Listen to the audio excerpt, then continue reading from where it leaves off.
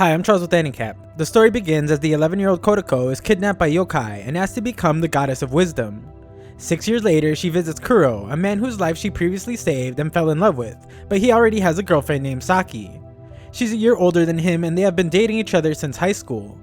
Kotoko lost all hope when she heard that they are going to marry after they graduate. She kept tabs on Kurou for 2 years until the present day when Saki breaks off their engagement. They have since broken up, so Kotoko presses an advantage to strike up a conversation with him. She confesses her feelings for him and that she wants to date him and wants to be his girlfriend. She has had this one-sided love for him for the last 2 years, but he takes it as a joke and explains he doesn't want to go out with anyone for a while. Kotoko asks him why they broke up. Calling it a kappa seemed to fit best because it wasn't a human or an animal, but it was definitely some kind of moving, breathing life form. The next day, they found a body in the river near there. It was ruled an accident, but what caused it is still unclear. Saki is brave and she doesn't believe in yokai or ghosts, but during that time she got scared and clung to Kurou, but he ran away like a coward. After that, she said she never knew he was that kind of person, moved away for her new job, and broke up with him. Kotoko calls him out on the lie and asks who exactly left Saki there and ran off. She suggests that Kappa was the one who ran away in fear when he saw Kurou next to Saki. She shows sympathy for that Kappa who ran into him in the middle of the night. Kotoko says she is quite knowledgeable about creatures similar to that one. This town and even this hospital has yokai, ayakashi, specters, and demons lurking everywhere, quietly observing them. Most of them want no harm, but they exist everywhere. Kotoko reveals most yokai are terrified of Kurou, and also reveals that when she was 11 years old, she got kidnapped by these creatures for 2 weeks. They want her to be their goddess of wisdom. Ever since then, whenever they have problems or conflicts with one another, they come from all over the country to ask her to mediate or come up with solutions. She shows them that her right eye and left leg are both prosthetic, the cost of becoming a goddess. Afterwards, she takes a bus where Okimusa, a deceased samurai, asks her if she is not hurt, and informs her a Bua Yaikashi is infesting the library. Kurou is not satisfied with what Kotoko said, so he decides to research on his own. Kotoko waits outside for Kurou when Bake comes and informs her that the library's barrier has been broken. She asks Kurou to help with the Ayakashi to prove she is a goddess. She tries to convince the Ayakashi as they must maintain a balance between the world of humans and the world of Ayakashi. However, this Ayakashi has gone mad and refuses to listen to her. Kurou then saves her and runs downstairs. Kotoko tries to use a fire extinguisher to stop the rampage done by the Ayakashi, but that doesn't work. Kurou then has to save her again. Kurou fearlessly allows the Ayakashi to sever and eat his arm. Kotoko recognizes his unfazed look is the same as the one he had 2 years ago when he was about to fall, but she saved him. To Kotoko's surprise, his arm completely regenerates and the Ayakashi melts and dies. Kurou explains that his flesh is poison to them, and when he was 11, he ate 2 different kinds of yokai flesh.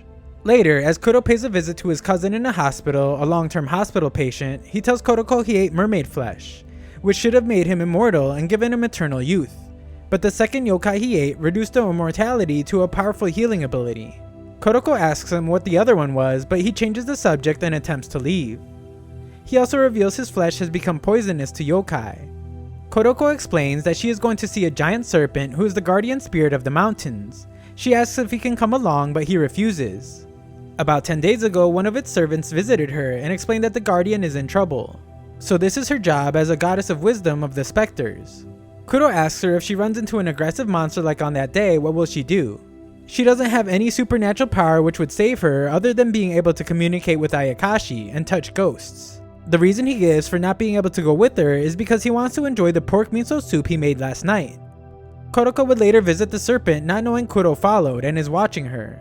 The serpent wants to know why that woman disposed of a body in his swamp. Kotoko explains that about a month ago, a man was found dead in the Tsukana swamp.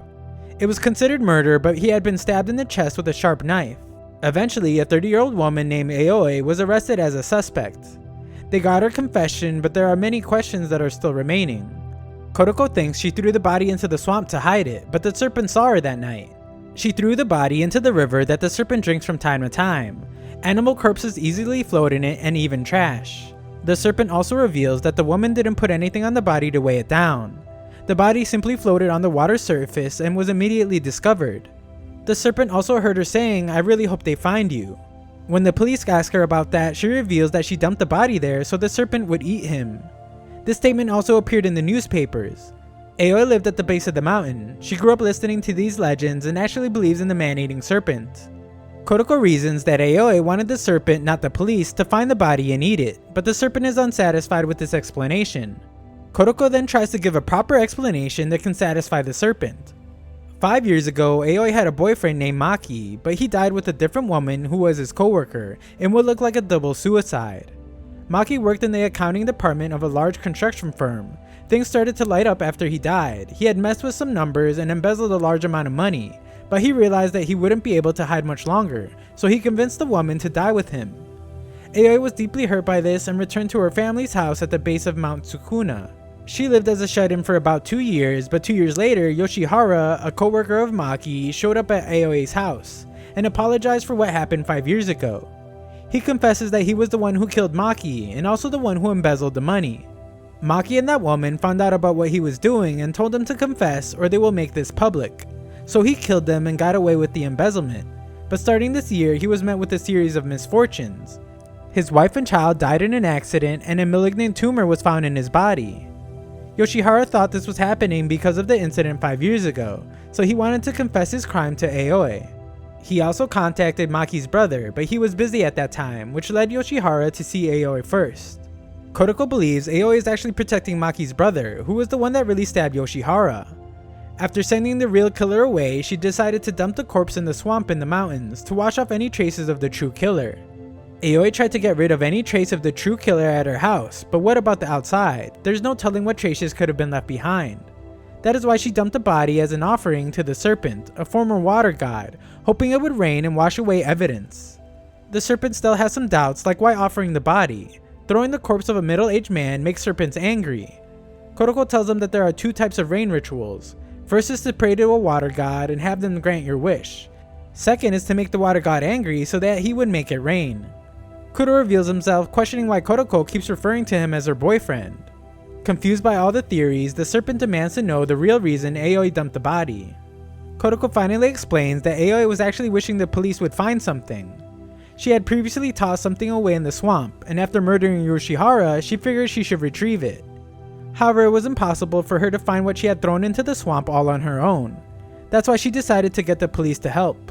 If she told them she had dumped a murder weapon here, there's a good chance the police would have searched the swamp. It wasn't a dead body she wanted them to find, it was something she had tossed into the swamp before.